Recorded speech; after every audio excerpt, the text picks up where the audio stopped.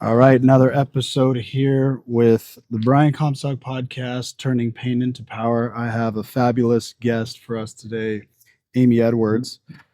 In a bit before I do our intro, this podcast, this whole show is about people's stories, like lifting under the hood. Everyone's been through pain.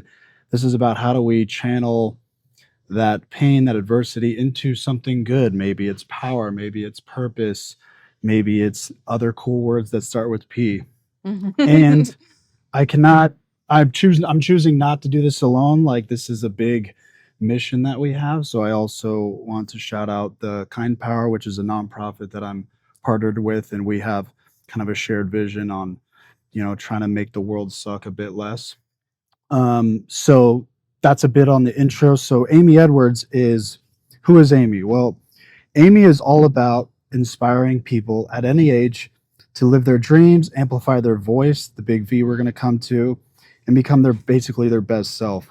She's the host of the Amy Edwards Show, a podcast embracing radical honesty to help others transform life, and the co-host of a new podcast, Anything But Mid, great title, Thank a you. comedy wellness podcast with co-host Whitney Stropp that puts what we do to optimize midlife into the real world. She's 53 years young, more driven than ever to redefine age, become the best version of herself, and she's recorded 5 albums as a solo rock and roll artist. In her 40s, she's the author of 2 books, a 30-plus year radio veteran, voice artist, and mom of 2 girls, no small detail. She's also the founder of the Fight for Her, a nonprofit initiative that helps to improve the lives of the Batwa Pygmy women and girls to rebuild independence and empower the future. It's a mouthful. How's You all did that? it, though. We did it. How's that? Is that still pretty good for your bio? I think it's pretty good. So I updated it yesterday. It is my age is correct. The whole 9 every years. day ages is there. So where to start with that? And then brief about us. Like we've bumped into each other at a couple events. And this is our first proper sit down conversation. So we're gonna see where it goes. Wonderful. So the first question for you that I know you've never been asked before. Okay. What is your secret in terms of the youth, the vitality, obviously you look great. Oh, well, thank you. And I know that's a big part of, you're into the wellness and the biohacking. So how do you do it? How do you do all this and maintain glow and vigor and vitality? Like I think that everybody wants to be young and beautiful. They do, right? They do. But really, I think sometimes you see somebody and they look older. Maybe they have wrinkles or whatever, but they have a glow. They have something. And you're like, that's the glow, right? I don't really want to look younger necessarily. I just want to feel my best at every age. I want to look in the mirror and like what I see. And that's the goal, I think. I don't care about battling wrinkles. I mean, I do, but I'm not hooked on that. And that's not where real youthfulness comes from, I think is my point. We can look at people that are just seizing life and they have something attractive and magnetic. And that comes from what I think the number one thing is a growth mindset. And I have been in relationships where we weren't matched on that. And so many times you're like, oh, in a relationship, sense of humor is the most important thing. I think that's kind of a cliche. So I think when you have that growth mindset, it instills a childlike quality and a youthful quality of letting go of ego and truly embracing that you don't know it all. And there's always something to learn. And that mindset is so appealing in anyone. The arrogance of thinking that you know it all, boy, that's going to age you, it stiffens you. But the flexibility and leaning into, hey, who cares? We're all just experimenting. We're all starting out as something. We're making it up as we go with a beginner's mind. With a beginner's mind. That's, I think, one of the main keys, because it's a very overwhelming conversation right now with longevity, with biohacking. We live in Austin. I mean, my gosh, there's so much. And I think that we can get real caught up in, I better buy this red light and I better do this and I Mhm. better go get this product. And that's not what's really going to give you that youthful glow that you want. It's really about your mindset. It's an inside job, just like everything else. I love it. So it's a paradox. No, it's good. No, I remember we briefly chatted about like, yeah, the all the biohacking tools in the world. They're great, right? Red light's great, cold plunge, whatever you want to do. Sure. But Yes. I'm a, you know, the 80-20, like what really drives, and it's the mindset, and it's just like maintaining that, yeah, the beginner's mind, that kind of all that good stuff. And in that mindset, you are really more open to, oh, well, maybe I'll try that as an experiment, see if it works for me. Maybe I'll try red light. I mean, I have 2 saunas in my house, you know? Yeah. We have 2 We cold still love plunges. the tools. We We still love the do. toys. Yes, but you know what? Just doing it more than you don't and being a little bit flexible with yourself and seeing what works for you and relaxing into it is a lot more attractive in the long run. And it's going to reflect in how you approach life. Mm.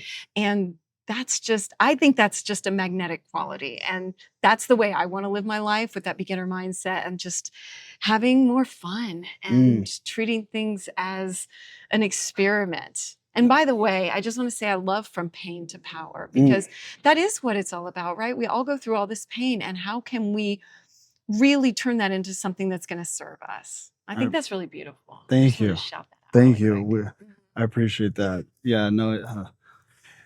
So have you always had this this mindset, or is this something you've cultivated? Is I this think it's something I've cultivated. I don't think it's something that necessarily comes naturally.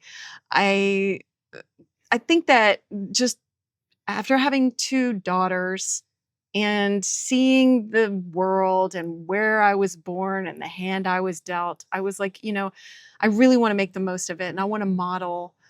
Just the older I got, the more I wanted to model that we can do anything at any age. And this kind of extreme responsibility for changing your own life. And sure, we have moments that are down, and I have too, but I think that as I've progressed, I've realized you look back and you go, well, I overcame that. I can manage this too. And you keep growing. And I think that my daughters were a big catalyst for me, because I really wanted to show them that anything was possible. And I left both their fathers, those marriages. And so that was a tough one for me to reconcile and not feel guilty about, but continue to rise up and to show them that there's still love and there's still a lot of good things. And that was part of me growing into my best self. So your daughters are obviously a big part of your drive and trying to be that model of excellence for them, and showing them that that's a big thing, that kind of It's a driving it's a big force driver. for sure. But aside from that too, I think I would have done it anyway, just because I strive for that with anyone I meet. And I I want to be the best version of me. And it's hard to say, is it cultivated? Is it nature or nurture? And I'm not sure. I think it might be a combination of both. I think I just don't like feeling bad. Yeah, I'm So also. finally, you're just like, fuck this. Can I cuss on this podcast? You can do whatever you Yeah, like. good. Like that. So yeah, I think you just get to a point where you're like, I don't feel like this anymore. Like, there has to be a better way. Okay. So we're gonna take the plunge. We're the pain to power team here. So we've broached 2 marriages, 2 Yeah. past relationships. We've broached feeling like not super amazing and trying to. So have you had any high conflict and or emotionally devastating relationships that forced you to reconsider who you even thought you were, like rebuild who you even thought you were? Yes, I have. My second divorce. Podcast over. Yeah, the end. So yes, I have. My second divorce was really a dark time for me. First of all, I never even thought I'd be divorced once. I didn't come from families that Did like, that. yeah, my parents were like, absolutely not. His parents were absolutely not. And so the fact that I even did it once was a shocker to me. And the second one, though, I was pissed because I was like, why didn't I learn my lesson? And so I remember filing the paperwork and just throwing it down on the table. And I was like, it's not at you, at the attorney. I was like, I'm just so pissed I'm doing this again. And it was just a very hard time in my life. My daughter from that marriage was 8 years old. And my ex-husband, her father, and I have a very good relationship now. And I'm not trying to say anything disparaging toward him, but people go a little crazy in divorce. And I had to stand up for myself in ways that I never expected. I was essentially being bullied. And I reached a point where I had to stand up for myself legally and take legal action and expensive action. And I didn't want to do it because Tony Robbins talks about massive action. Not a lot of people talk about expensive action. This was expensive action. This is expensive It was divorce hard. action that Right. 50% of the people listening will resonate with. Oh, yeah. And it was so hard. I mean, to the tune of a restraining order, to the tune of supervised visitation, like the whole 9 yards. That is so hard. And to try to at least get an 8-year-old to sort of understand without disparaging the other parent, because I'm never going to say anything bad about the other parent. It was so challenging. And I just felt so bad about myself. It was dark and expensive. And those are two really bad things. I had to realize my own worthiness and I said, I don't want to do this. Do I have to do this? And my attorney said, if you don't do this now, then if something else happens, the judge is going to say to you, why didn't you do it then? And I thought, oh my gosh, I have to stand up for myself and use my voice and speak up for myself in a whole different way that is so scary. And I mean, you talk to people who are in narcissistic relationships. I mean, like where their lives can be at stake if they're leaving their relationship. And I had moments of fear, doubt. I wanted to stop. And I weathered the dark time somehow. But I remember feeling hopeless and having to just get through another day. And it ended. We came out of it. I am a better person for standing up for myself. I, at the same time, got physically ill. I lost my voice, which is we're gonna come back. very I'm gonna give you a whole appropriate, right? Yeah. I lost my voice. I kept losing it. I had this recurring sort of sinus infection that wouldn't go away at the same time as this. And I was like, oh, I see. This is what happens. You don't use your voice. You use it or lose it, really. And I was releasing a very honest album at the same time, my magic album, and I couldn't perform it. And it was, so here I was losing my voice, which is my medium, and going through this dark time and having to stand up for myself. And I was like, well, this makes sense, And so I had to weather that and really step into my own worthiness, my daughter's worthiness, my life's worthiness, self-love, which I didn't really have. And I had to take stock of everything. And just that step forward into that darkness was actually a crucial move to getting through it all. Yeah. Yeah, not easy, especially No. that comes up with you don't want to lie to your kids, you don't want to lie to your daughter. So why am I not seeing daddy? You have to juggle these hard questions on top of expensive, massive action. It's just a whole I'm glad you mentioned that actually. Because a lot of times we're experiencing gaslighting ourselves, right? In a relationship. And then sometimes we'll gaslight our own kids. They know something's wrong and they'll come to you and say, are you okay? And you're like, I'm fine. Well, that's a lie. And so how do you navigate that? Telling them something that is true, but in a way where an 8-year-old can handle it and doesn't feel like you're putting it on them. And so those are all like new territory, right? And you're getting older and navigating relationships and trying to figure this out. And that actually happened with my kids when Justin and I were together. He had relapsed and my kids said, what's wrong, Mom? And I was like, I'm fine. And finally I went to them and I was like, I'm not fine. You're right. I realized I was gaslighting my own children and teaching them not to trust their own instincts. Like, what? Their instincts were right. And so I think in those moments we have to say, yeah, you're right. I'm not doing okay. And literally when I admitted it to them, they go, yeah, we knew it. And then they walked off and I was like, oh my God. Just honoring the truth for a microsecond. Honoring the truth. That was all it took. We didn't have to go into it. I was like, It's like that's all I really, needed. they don't want to know a lot of details. And so, and they're not even going to pay attention for that long. So if you just acknowledge, yeah, your feelings are right, make it about them. Their feelings are right. I'm not doing okay right now. I'm having a low moment. You know how it is. And then they're like, oh, I knew it. And you're like, oh my gosh, now they are learning to trust their own voice, trust their intuition. And I mean, how many times have we probably had that stifled in ourselves from way back when Mhm. people are like, I'm fine? You're like, oh, am I wrong? Do I doubt myself? I guess I'm wrong. My instincts were wrong. Well, they're not. Isn't that interesting? No, I love that you're hitting on that because I think I completely agree with you. I think well-meaning parents, but maybe not well-meaning society, neutral ebbs. Like there's so Yeah. many forces, teachers, whatever. There's so many forces that effectively stifle or silence your intuition. I could have sworn, Yeah. and should I not trust my feelings? And then Mhm.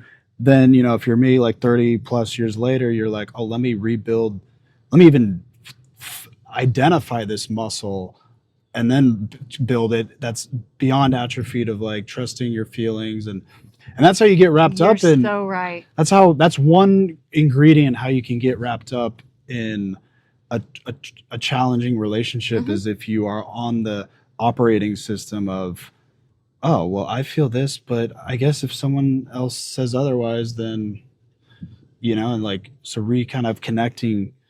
We're all spiritual here, right? It's like reconnecting to your. Yeah. And knowing that your gut was right all along when you were taught to doubt it. Like we're not taught these things. And so it makes you more honest with yourself because then you're like, wow, I'm actually lying. Like I was lying to my child. That's not right, right? Like not only am I teaching them not to trust their instincts, but also I'm lying. And it makes you start to excavate these little spaces where we're not really being honest. And that has been such an interesting journey for me too, using my voice and thinking about authenticity and honesty and alignment and all these things that we desire. There's all these little times that maybe we're not being completely honest. And those are interesting spaces to find, I think.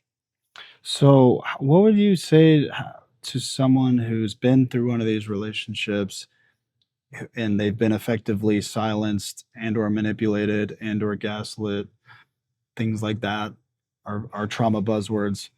Uh, how can they find their voice? How can they rediscover themselves? Like how do they, given that you've done it Mhm. apparently at least once? It's really challenging. And I think that the answer I would have given even 5 years ago is different than maybe the answer I'm going to give today. And some people may not like this answer. But today, I'm going to say, I think the first step would be get sober. Mm, And if you can cut out alcohol and drugs, those aren't going to serve you from negative thoughts and speaking up and all that. And you're not going to have the clarity that you need. And so a lot of times we want to have that glass of wine or a drink or whatever because it's hard. But as somebody sitting here 3.5 years sober now, I feel like I thought about this question because you had sent it in advance. And I just was like, gosh, there's so many steps you could take. mhm. But that one, oh, is really tough. And if you can start to do that, eh, if you really want to change your life, that's the place to start. That's going to be incredibly impactful. You get a lot of clarity. Mm. And I'm not saying you have to never have a drink again, but if you really desire change, it's a great place to start. Now, if somebody's already sober, then I think you start cultivating your own self love, self worth, self validation. And again, it's an inside job, and you really start on the inside because that's what I had to do. I had to really take action on myself. And I said yes to some things that I didn't expect to say yes to, like a friend offered me a psychedelic journey and I did ketamine therapy. I did some things that scared the shit out of me and I went in and did them and they started to heal my brain in Mm. ways that uh, cleared some neural pathways that really do get worn.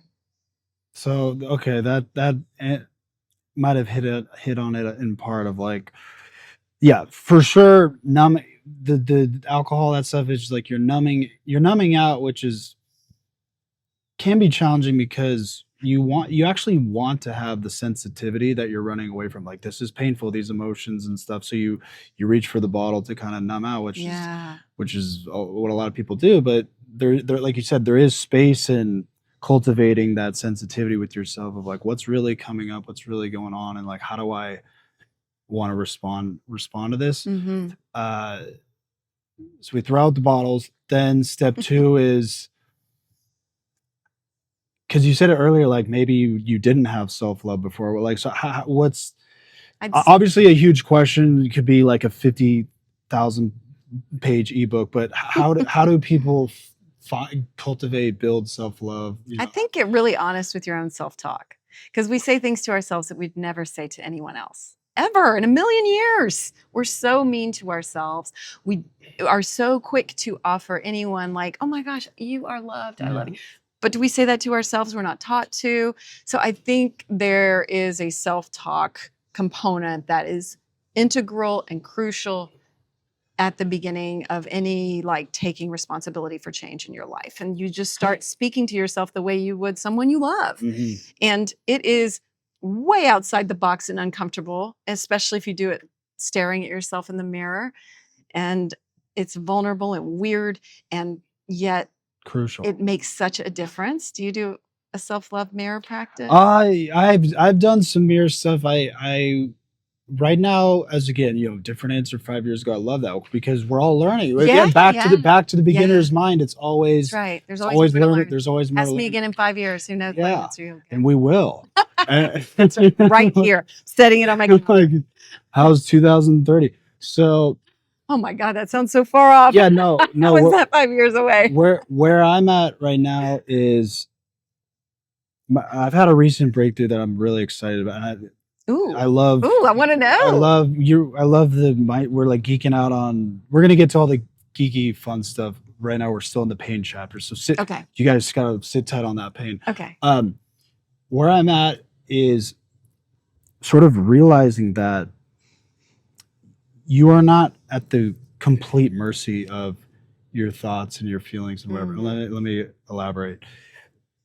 Your mind and feelings can convince you, oh, I feel this, I see this, therefore that is the case. And furthermore, I'm going to have to deal with this. Like, they upset me, therefore I'm going to be upset for the next 12 hours. Like, emotions are unbelievably compelling and convincing. Mm-hmm. Very persuasive. But if you can kind of like slightly detach, not in like some weird detachy esoteric way, but just be like, okay, like just as much third party observation as you like, I'm noticing I'm spiraling down this negative thing. We know how to do that. Like, internal team, we know how to negative spiral. We are pros at that. Yeah. We know how to do that. Like, what if persuasive emotions? I step back and I'm like, you know what? We know, let's learn new things. We know how to negative spiral. We know how to do that. Like, what if we just tell yourself a news story? Like, tell yourself, and what if it goes super bad? Well, what if it works out, right? What if you have a bit more trust?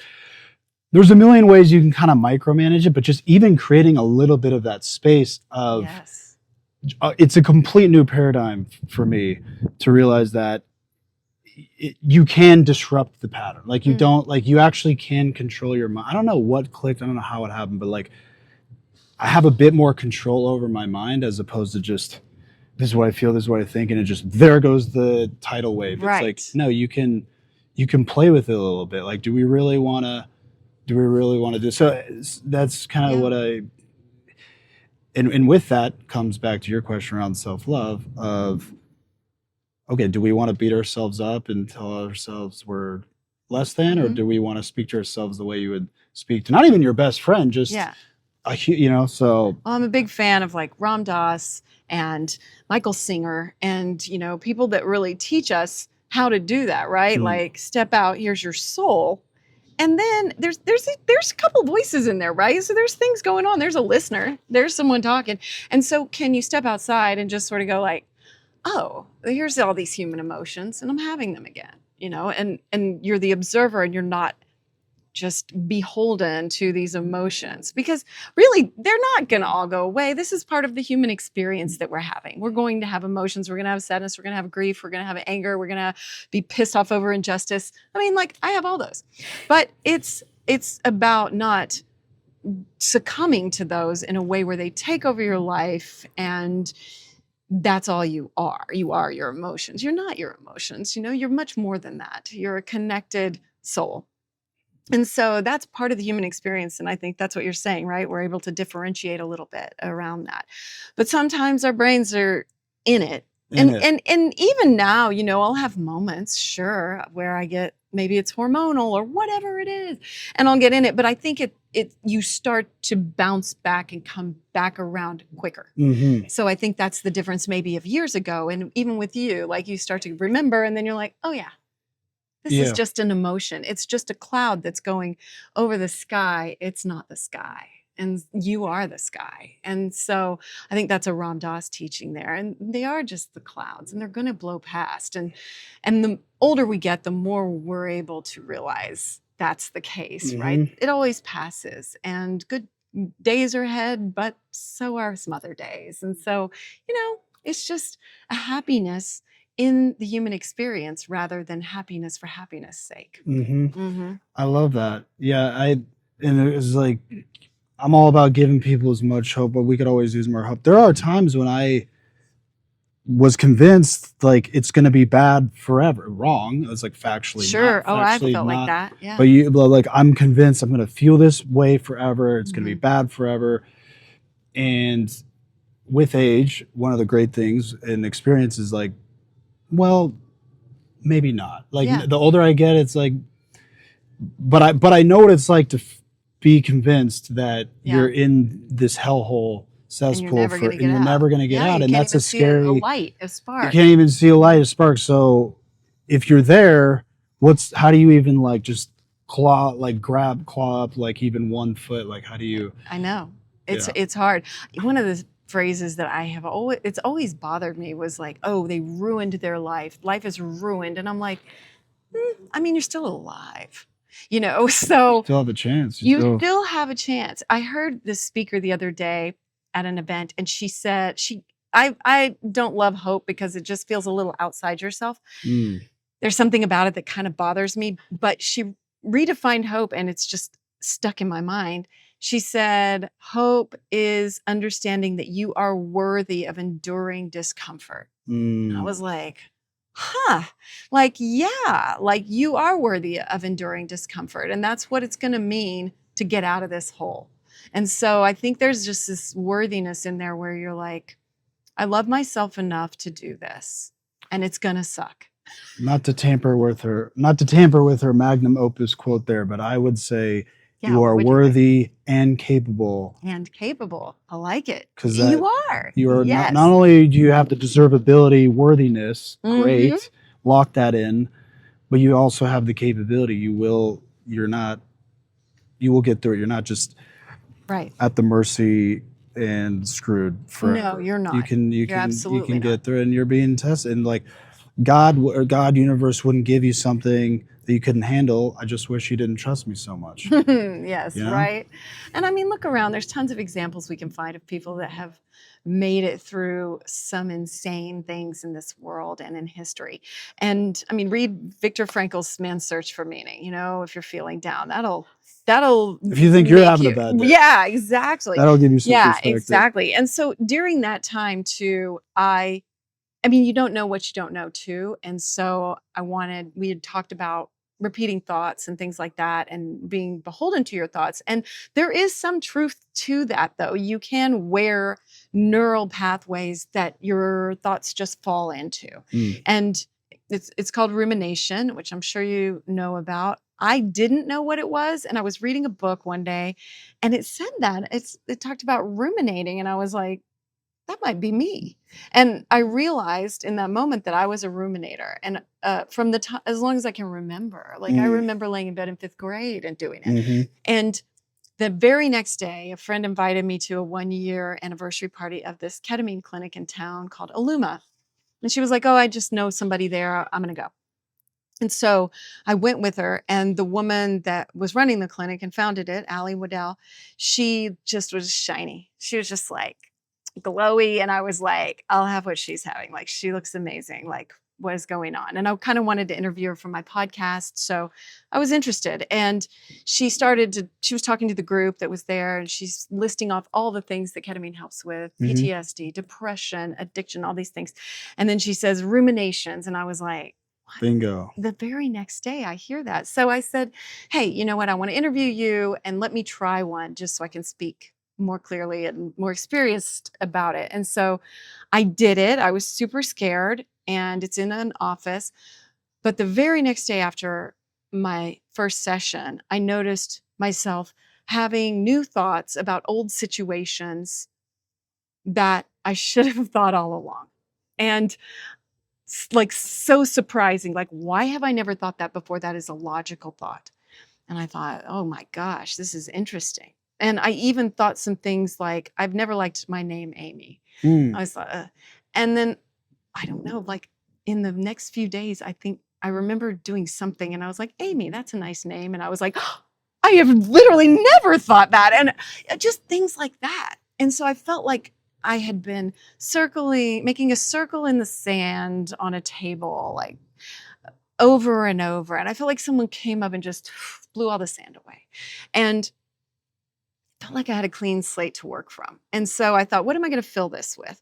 And so I started to really do affirmations and to tell myself nicer things. And it's not super easy to break those, but I tried to at least fill that void with something good. Mm. And so that was a process of my rebuilding. And could I have done it without the psychedelic work? Probably, yes. But that was just the path that helped me. That's what worked for you. Yeah, That's it all you can is. say is what Mhm. worked for me. Right. And so now I'm sober. I don't do anything. And that is my learning journey right now, because that's been outside my comfort zone. And so that's been a whole new space to explore. But I feel like I was in a better state to start that initially. So anyway, I just wanted to bring up ruminations for anyone that might be struggling. Oh with yeah, that.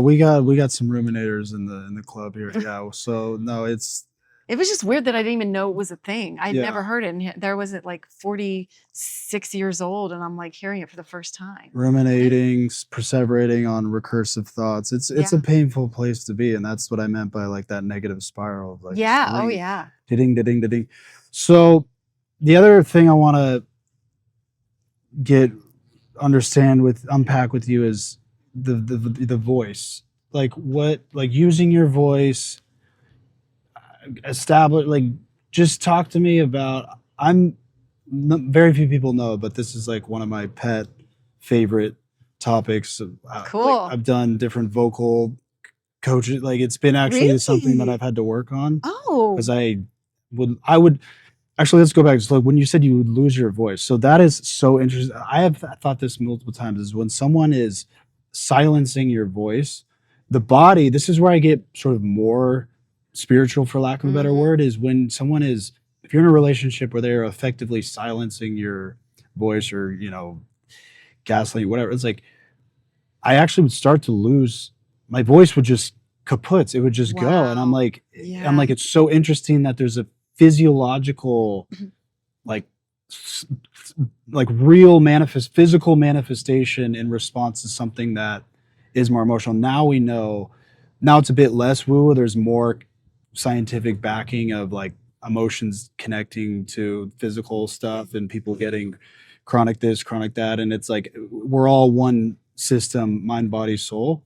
So I just find that so interesting of like, yeah, I can't use my voice, and then literally my voice. So I could go in a lot of directions with the voice, but like I always want to geek out about like, why is this, how how does that, how does the voice like resonate, or like how is that something that is interesting to you? Like, why is that important to you? Why is it important to me? I don't know. I've thought a lot about that. I have several theories. One of which is I was the youngest in my family. I was like cute, curly hair, whatever. Everyone's like, she's cute. And I don't think I was really listened to or Mm. heard a lot. and I wasn't strong in my own opinions or voice. That wasn't really something fostered in me, even though my mother was a strong person and all that, but my father definitely was. But I had great parents, but my older sister was a singer and using her voice, and so it was her thing.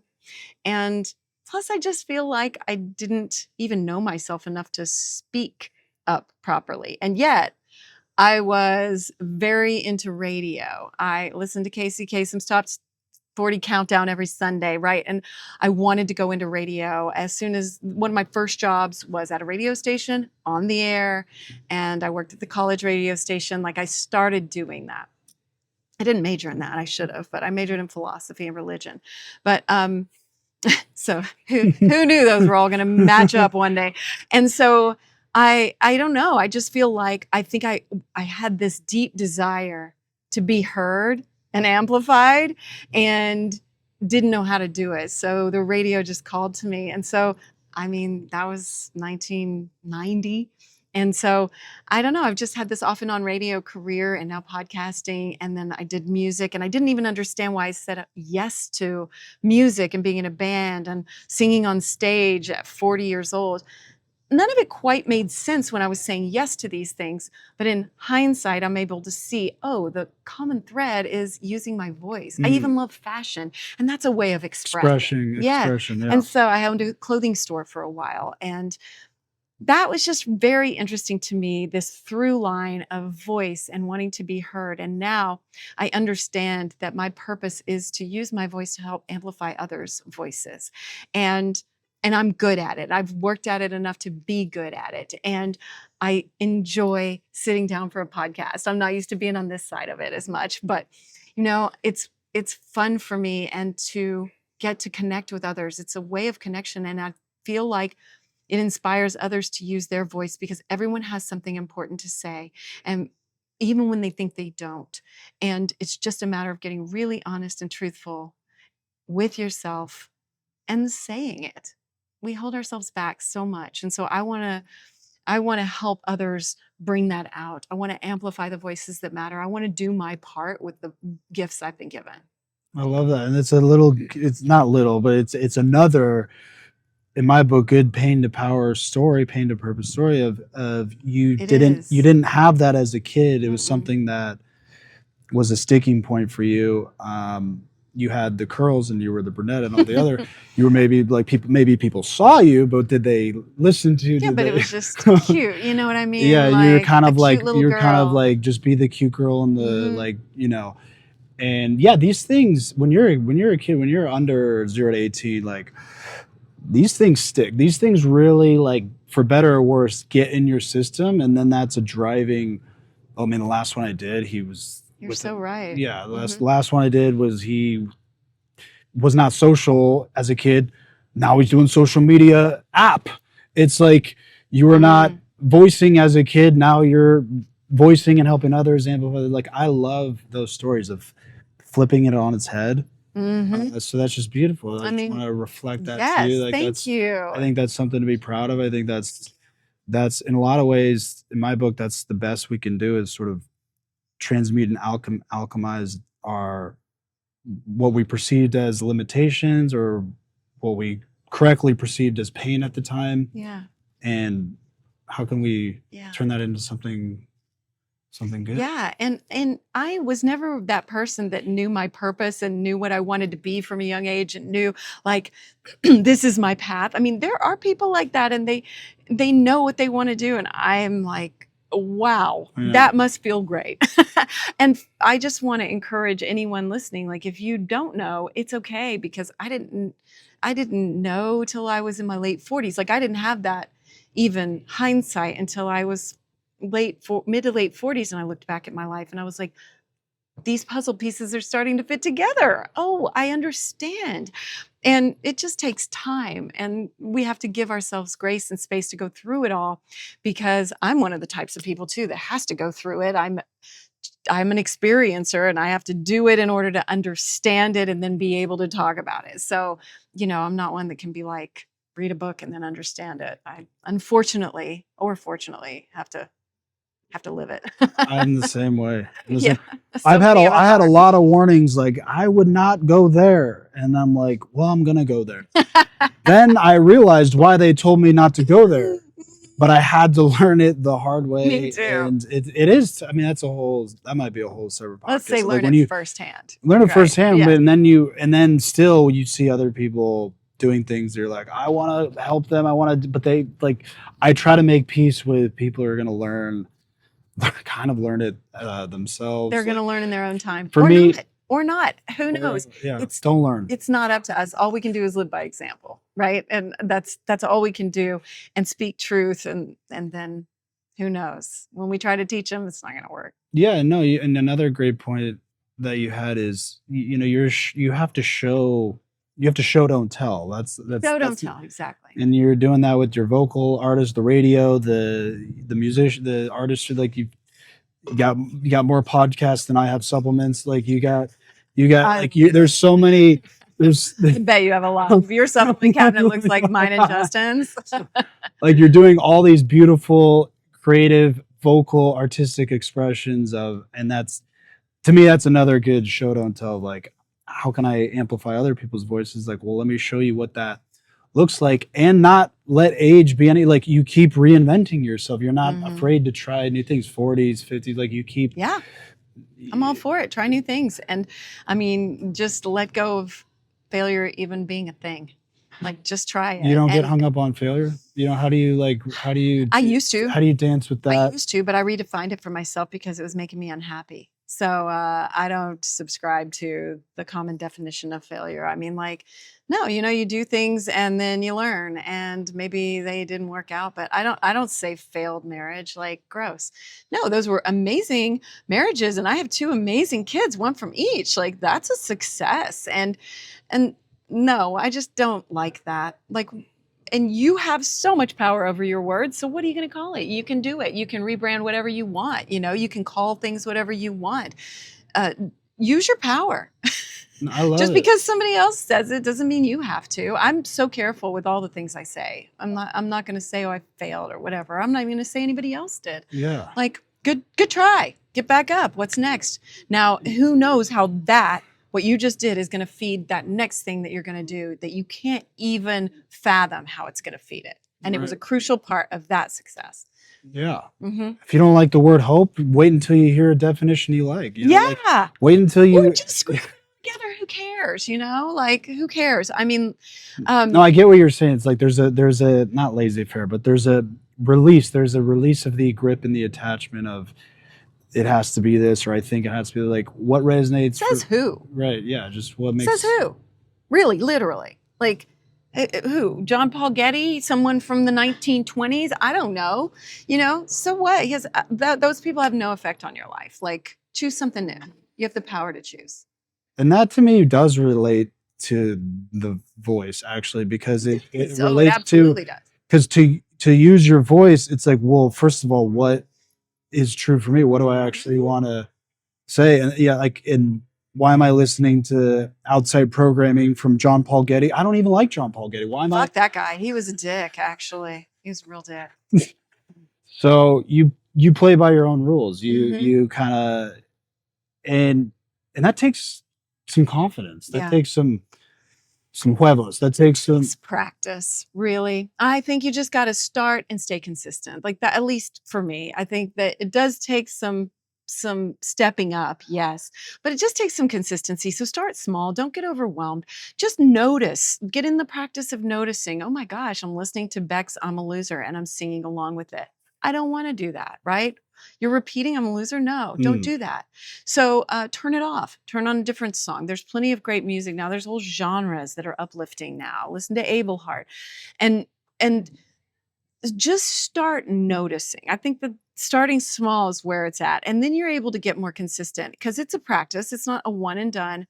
It's not suddenly you're enacting this new voice and speaking perfect all the time, or perfectly to yourself and lovingly to everyone you meet. But it just takes work, and it takes choice and decision and consistency. Everything takes consistency. Everything is a practice.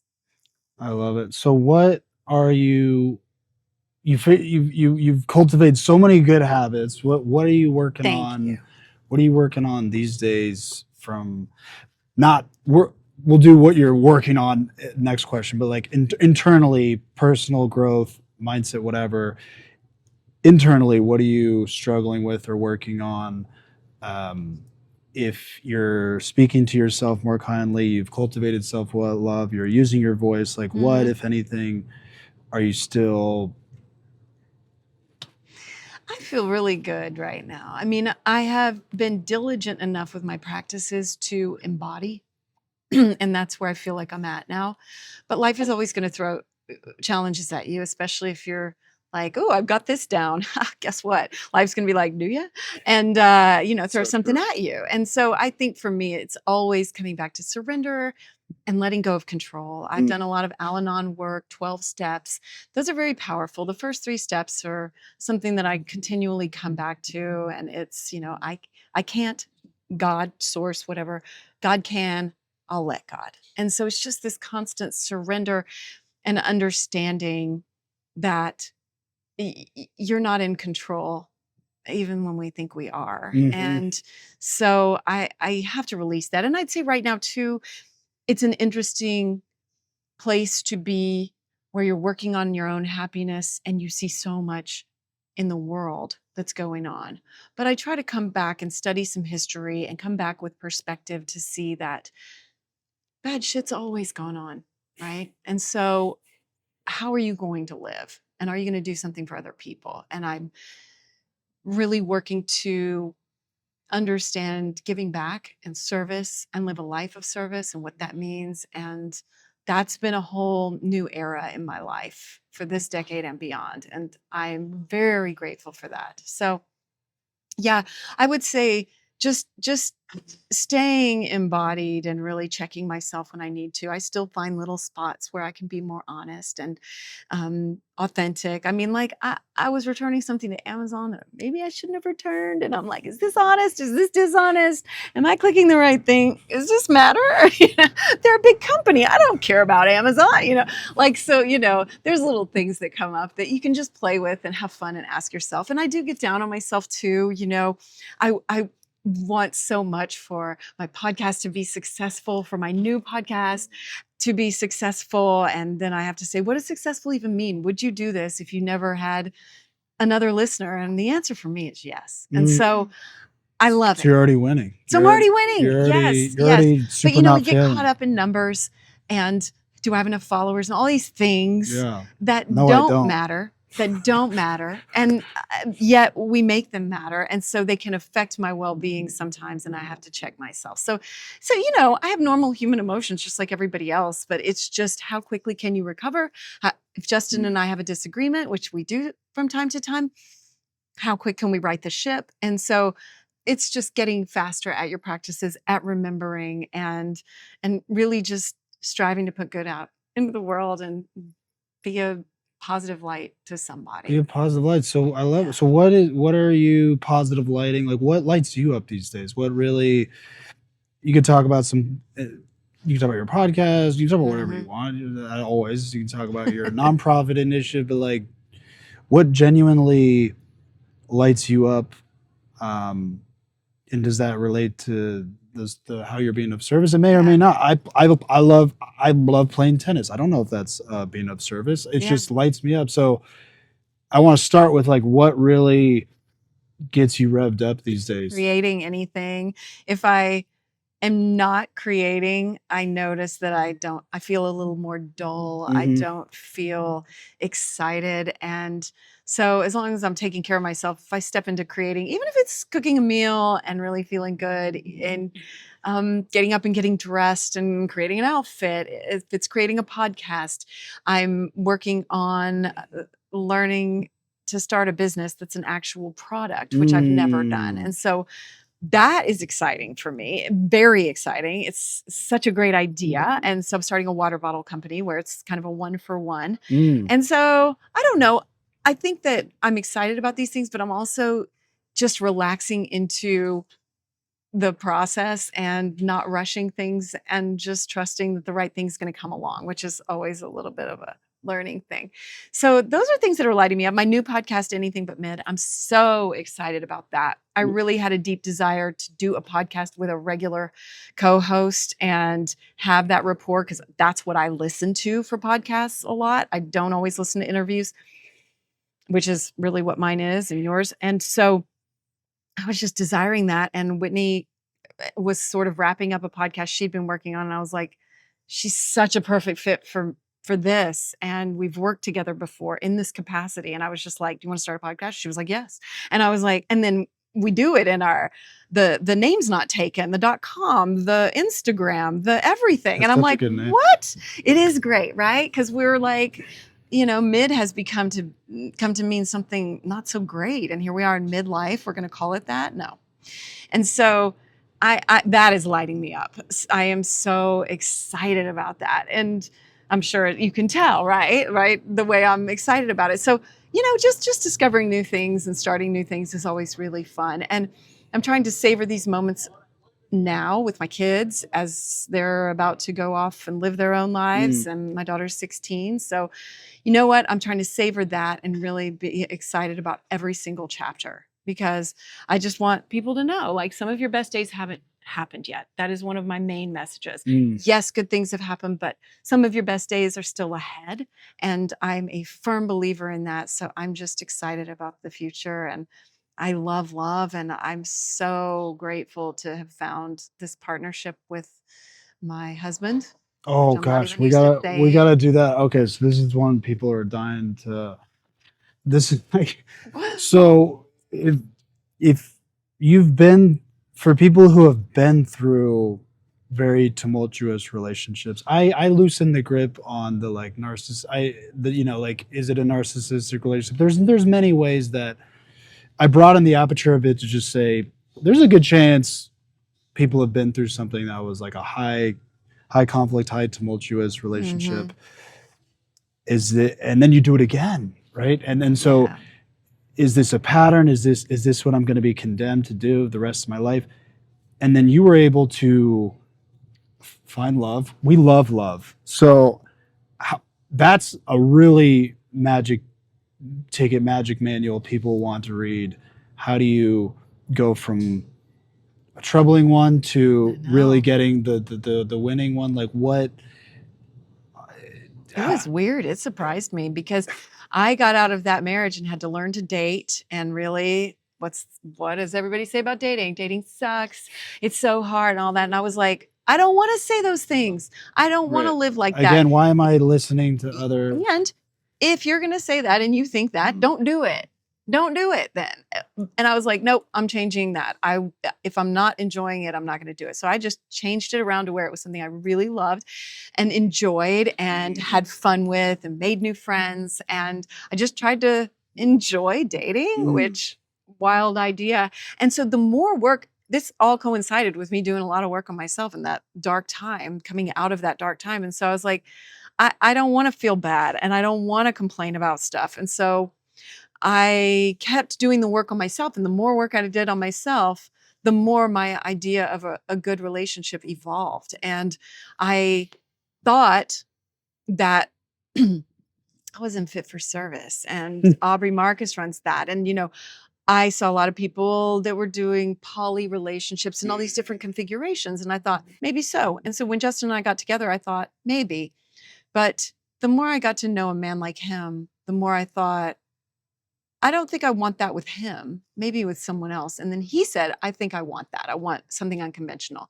And I had to dig deep and find my voice. And I was like, I don't even know if I want that at all anymore.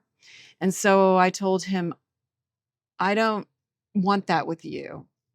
I really want something exclusive and intimate. That intimacy is something I've never really had full honesty and love like that. And so I think that's what I'm desiring.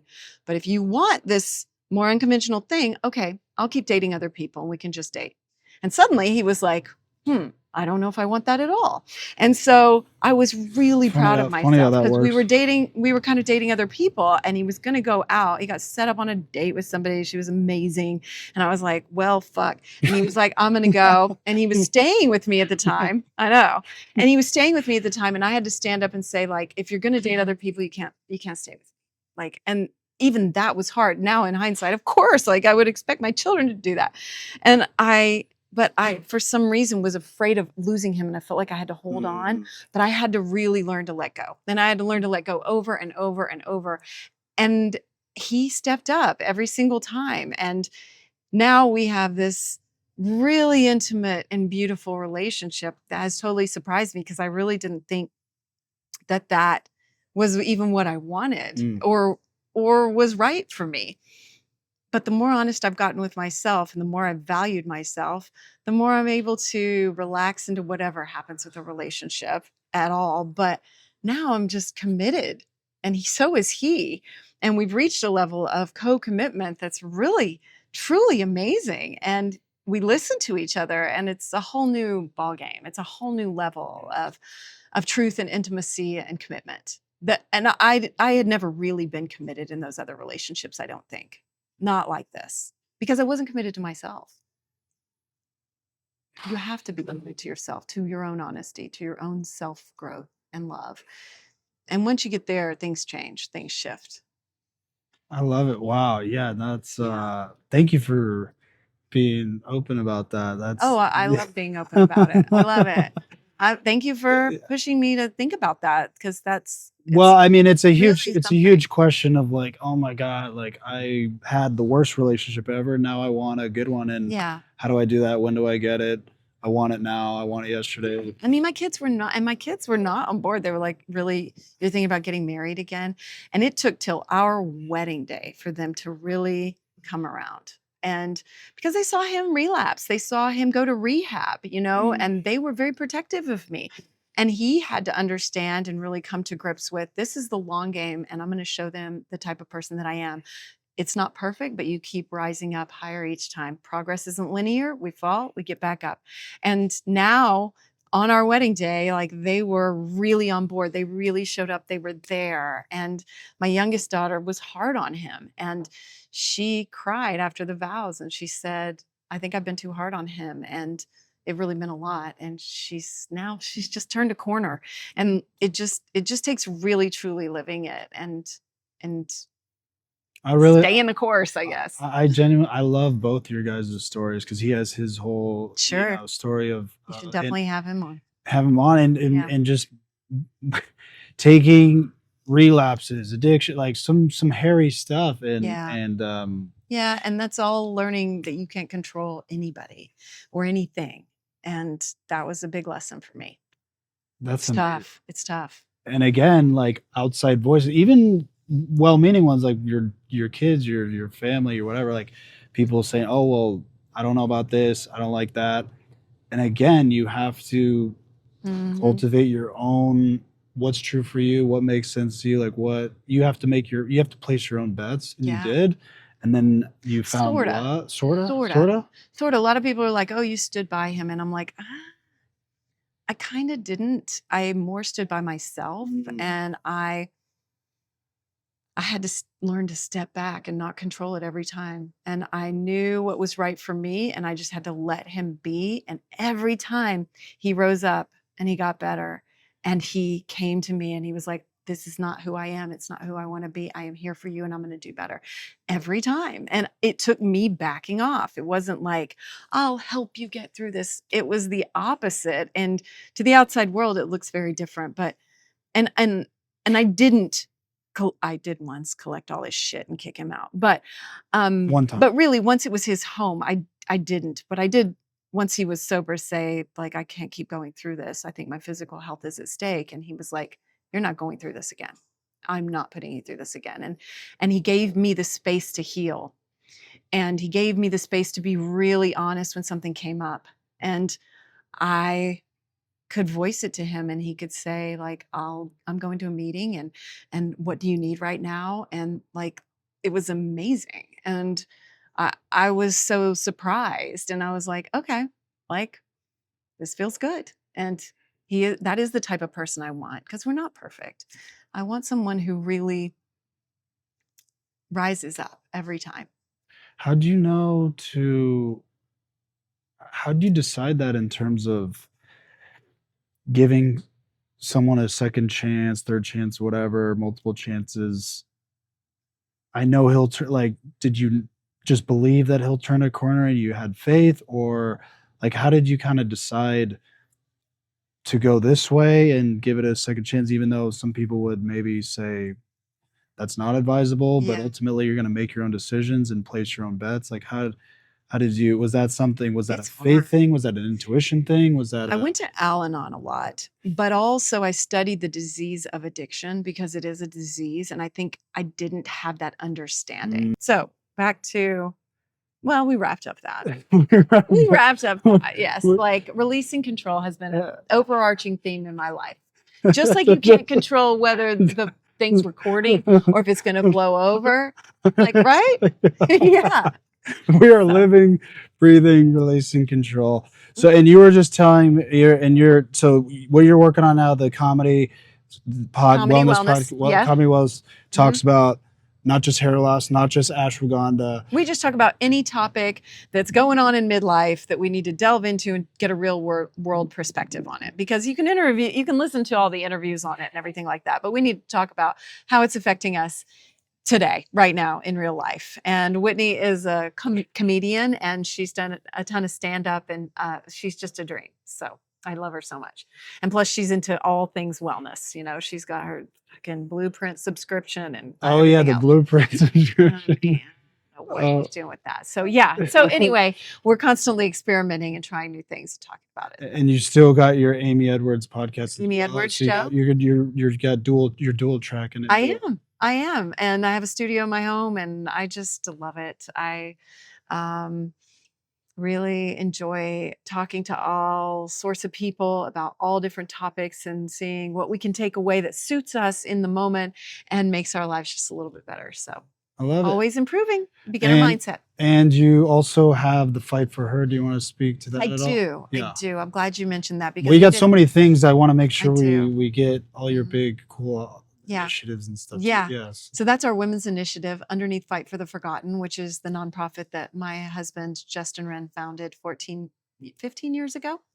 And we help primarily the Pygmy people in Uganda, but also surrounding countries. And there are 11 different tribes, I believe. And so anyway, you know, I've learned so much by visiting those women and seeing just the hand that I was dealt, and like the hand that they were dealt. And, you know, here we are in 2025, and there are people without clean water, people that have no health care.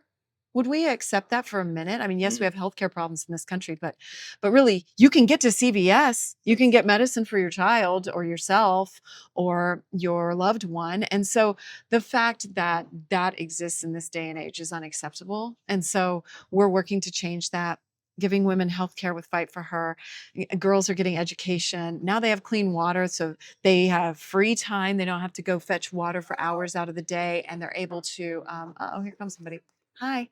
And they're able to start businesses for the first time. They are learning vocational skills, hairdressing, tailoring, which is what they asked for.